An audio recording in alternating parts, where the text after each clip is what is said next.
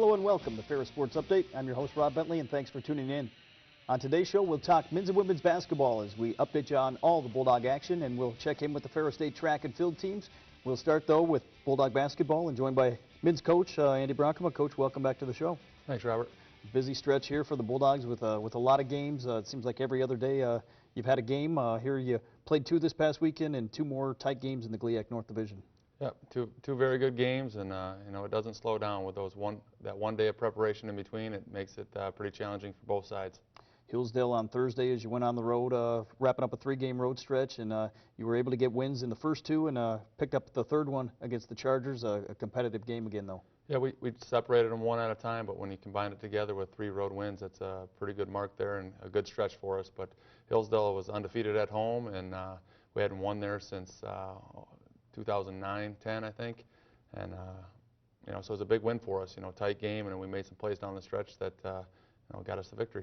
As we go to some of the highlights of that game on Thursday, you mentioned it right there, back and forth game much of the way, but the last 5 minutes you were able to pull away and hit some big shots to pull it out. Yep, made some key stops, sprinting back into our man-to-man. We had a press on for the majority of the game, and I think it wore them down a little bit, or I like to think so. Might have just been them missing some shots, but hopefully their legs were gone a little bit from what we did pressure-wise. But it's just a good team. They run a good motion offense, and Kyle Cooper is an amazing individual player. And they have some good shooters that didn't shoot the ball well, and I think that helped us out a lot. And then their point guard, he's right up there in top in assists. So they got a very good team, and we've had some good battles with them the last couple of years as they've been in the North Division. They went zone here at times in the ball game, and Quentin Ruff with a big 3 right there as you work to attack the zone. Q's been shooting it real well for us, so I think he's getting comfortable here in Big Rapids and at Ferris State and with the offense and with the players and his role. So it's nice to see those shots drop, and they certainly go down in shooting drills, but when it translates into a game, it's a lot more encouraging. You mentioned they have a great player in Kyle Cooper, had a big game, but fortunately you were able to shut down most of the rest of their personnel. Yeah, you kind of have a choice to make. Do you commit all your resources to the main guy, or do you play him a little bit more straight up and make sure that you shut down some of their secondary scorers and secondary guys in the offense? So we were kind of right in between. He's had some big games before where teams were in the game, so we didn't feel like we had to rush on the double team. But I don't know, anytime you give a guy 30-some points, it doesn't sit very well with me. So, and I know it doesn't with our players either, but we stuck with it, won the game. Stuck with this play here. Jared Staliker will get the basket. One of those breaks that really went your way here in this ball game. You got to have them. You got to, in order to win games in this league, you got to have some lucky breaks like that. So that ball bounced all over the place, and we ended up with a layup. And I guess the luck was on our side for that one. But skill play like that, big rebound, and run the floor here. This is stuff we practice every day.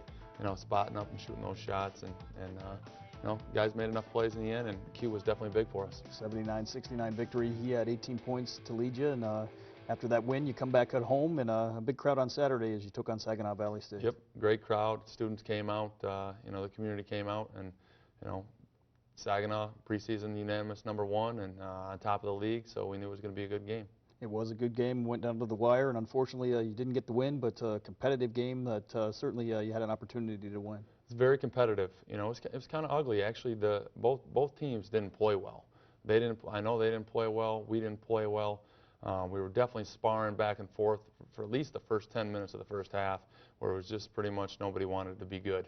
And then we kind of found a rhythm. We got up 8 with about 1:37 left, and they sunk in some free throws at the end and cut the lead down. But in the second half, we had a lot of shots like that rolling around the rim, whereas Hillsdale, you saw it bounce around and end up in our hands for a layup, and theirs rolled around and go in. So give them credit. I was happy to kind of not play our best game and still have it wasn't a good shot, but a half quarter to win. But they're #1 pick for a reason. They got a bunch of talented players, and they're very physical, and it's hard to get them outside of their box. An experienced team, Saginaw Valley, with a lot of their same personnel back from last season. All of it. All 10 guys that were in the rotation, they're all back. Plus they added a couple guys that get in here and there. So definitely the most experienced returning. It's not very often that you had a 20-some win team from the year before where all 10 of the rotation guys are back, and they added a Division I transfer in there who gets a little bit of time. But That's all right. We had enough talent and enough areas to make some plays to win this game. We just didn't do it, and it was an exciting game for us. But our goal would be to when we play them again, to have it mean something. And we're going to be somewhere in the mix, and hopefully that game's another big game for us. Had a 4-point lead at halftime. Jared Steliker with that basket right there. 17 points and 11 rebounds to lead you here in the ballgame. Yeah, he's been solid for us all year. I mean, and he's had to handle a few different types of defenses, whether they're being real physical one-on-one or they're doubling right away. He's kind of had to figure all that out on the fly. And there's turnage to the hoop. He's a heck of a player, first-team all-conference. We let him go a little bit more than we wanted to. Scored some points, kind of against our reserves. It wasn't a great game for our reserves either. We've been getting huge lifts off the bench, and from a variety of people, and we didn't really have. Man, I wanted that to go down. That'd have been a gift. So we didn't really deserve to win, but with the bench, I think they'll be right back at it the next game, giving us a big lift. This week at home, early week game against Grand Valley State, then off to the UP against Michigan Tech and Northern Michigan. What does it take here in this busy stretch to get ready to play each and every night? Well, less is more. I mean, I struggle because I just want to practice all day long. I want to cover every inch of what they do and who they are. But really, you just got to be in the gym less, get them off their legs. I mean, because if you have dead legs, then the players can't take over, and I need to make sure I'm out of their way and I'm not hindering them, and so less is more, and we're pretty familiar with them, and it's a veteran coach, and he's got some new wrinkles, but it's a lot of the same stuff that he likes to do. Michigan Tech and Northern Michigan this weekend on the road. You were able to beat both teams at Wink Arena, but going on the road to the UP is always a challenge. No, they're going to be great games. I mean, those might have been two of the better games we've played all year. And the end score, I think 31-17. We piled on some points at the end. Maybe they gave up a little bit, but that's just not going to be the case when we're up there. Those teams are both playing better right now, and really a few twists and turns in those games here. And it's a much tighter game, and it was through a lot of the game, but we pulled away at the end. So there's a good chance those are coming down to the wire. And we're going to have to play really well again to beat those teams. 16-4 as you go into the month of February, and certainly going into the final month of the regular season here.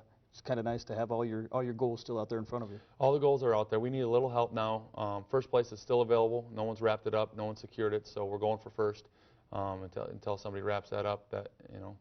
That's available, and we're going to go for it. But we need a little help. Somebody's got to beat Saginaw. We only play them one more time, and we're still breaking it down. We got one more game left in the first time through the North.